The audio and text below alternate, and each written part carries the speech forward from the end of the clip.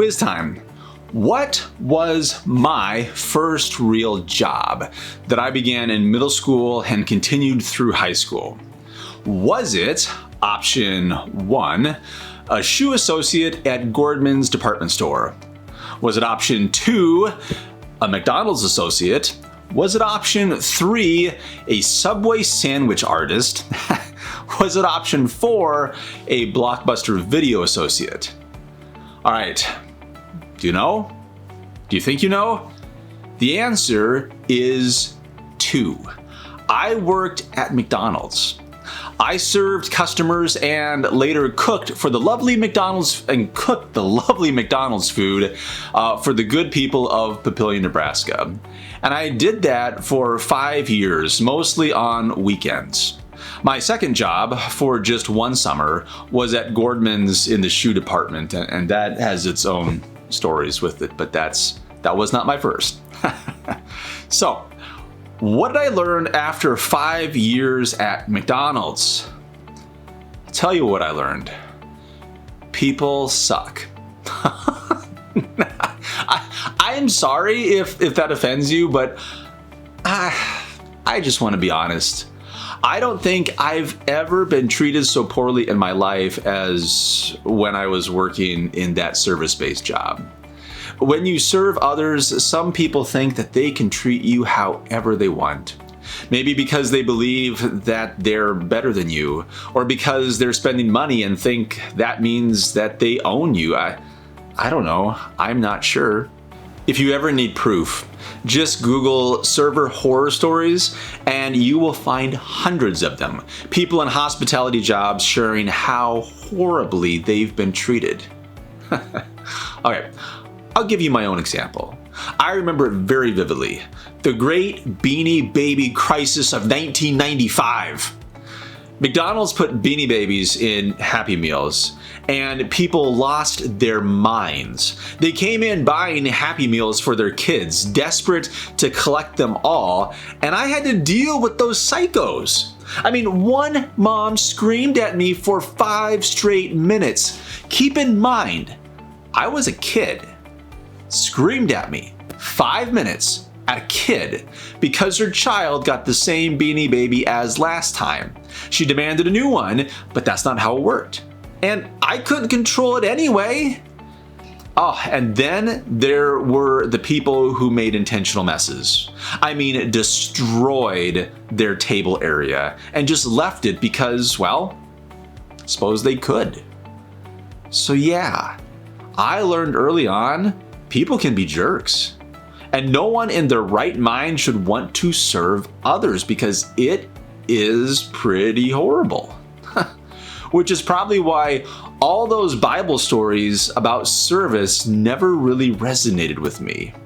Our focus text today comes from the Gospel of Luke, chapter 22, verses 24 through 30. A dispute also arose among them, the disciples, as to which one of them was to be regarded as the greatest. But Jesus said to them, "The kings of the Gentiles lord it over them, and those in authority over them are called benefactors. But not so with you. Rather, the greatest among you must become like the youngest, and the leader like one who serves. For who is greater, the one who is at the table or the one who serves? Is it not the one at the table? But I am among you as one who serves.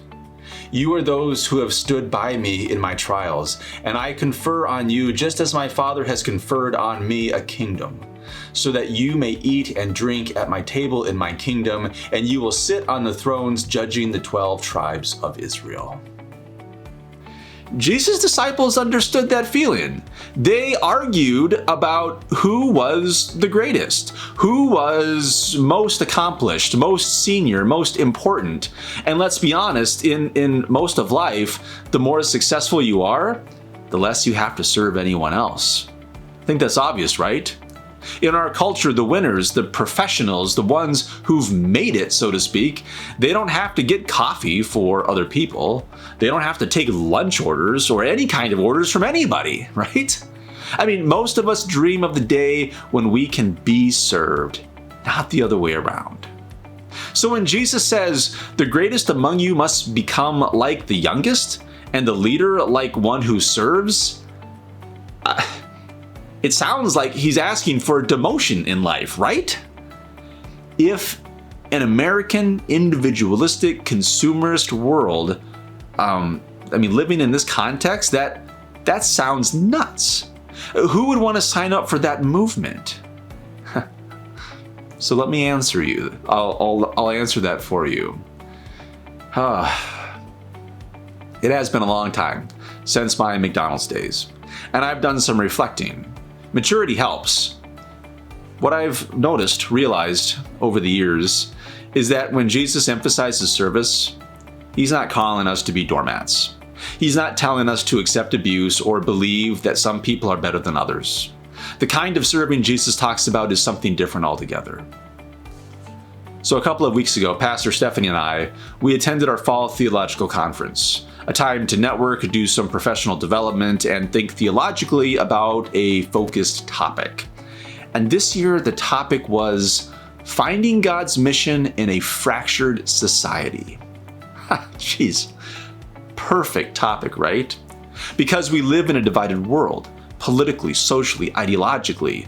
We're shaped by social media algorithms that feed us outrage to keep us hooked. Add loneliness, depression, anxiety, and the rise of AI tools, and it's no wonder why people are just not doing well. So, I, for one, was incredibly curious how the speaker would approach this topic. What he said wasn't complicated or highly academic, but it was profound. He reminded us that one of the primary images of humanity in the Bible is the image of the steward, someone who lives in a place they don't own, using resources that aren't theirs to care for the property on behalf of the owner. Now, this was a common image in the ancient world, and Jesus seizes on this metaphor to tell parables. So he says things like, this is God's world. We are stewards. We don't own the world, God does. And here's the part that struck me. Jesus doesn't divide people into good and bad stewards. That's not his point. He simply assumes that stewardship is our role. So much of what divides us today, the fighting, the politics, the entitlement, comes down to ownership. Who controls what? Who gets to decide? Who has the power? But what if we understood that we don't actually own anything? If we don't own anything, then everything is a gift. And when everything is a gift, gratitude becomes our natural posture. And here's something researchers have found. Grateful people are happy people. And because gratitude naturally grows into generosity, generous people are even happier. So when Jesus says, the greatest among you must become like the youngest, and the leader like one who serves, he's not calling for a life of misery. He's inviting us to see the world through gratitude and generosity, to live as stewards connected to God's world, not as owners clinging to control. Oh, we live in a world with insidious voices. Voices that say things like, the world owes you a living.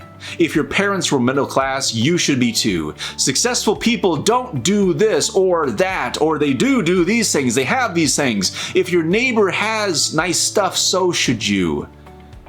People are rarely happy when they think they get what is owed to them. Entitled people are rarely happy. Joy doesn't come from getting what you think you deserve. It comes from gratitude. Gratitude is the antidote to entitlement. Grace isn't just about being justified by grace. Living in grace means seeing that life itself is a gift.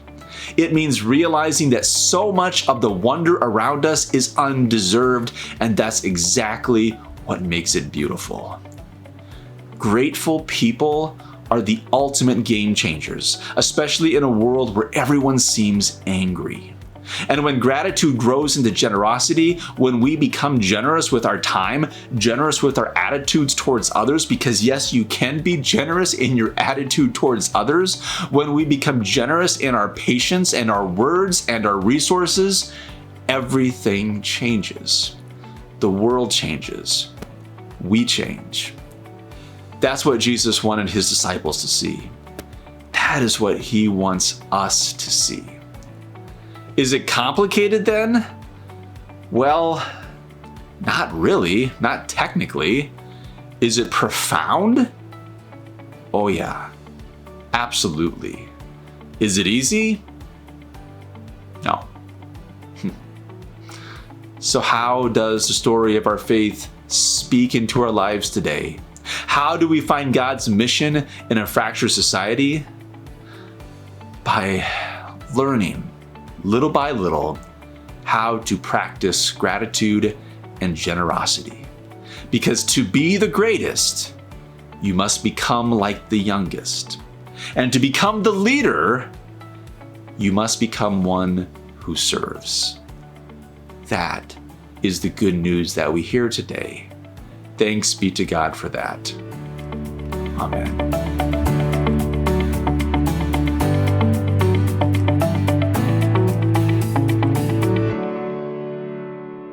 As a way of going deeper into this message, into the story of our faith, we have 2 reflection questions for you and a challenge for you today.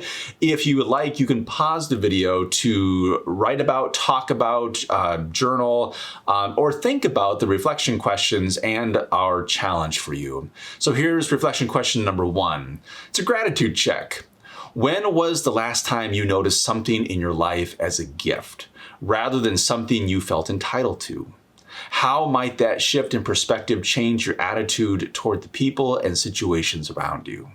Think about that. And reflect on the second question. It's a serving mindset.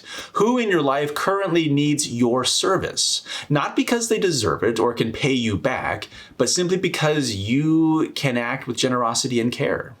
How does imagining yourself as a steward of God's world change the way you approach serving others? And our challenge question for this week. This week, pick one small act of service that you can do for someone without expecting anything in return. It could be making a meal, sending an encouraging message, helping with a task, or simply listening fully to someone else. As you do it, pay attention to your own heart. Notice the gratitude and joy that comes from serving like a steward rather than seeking recognition or reward.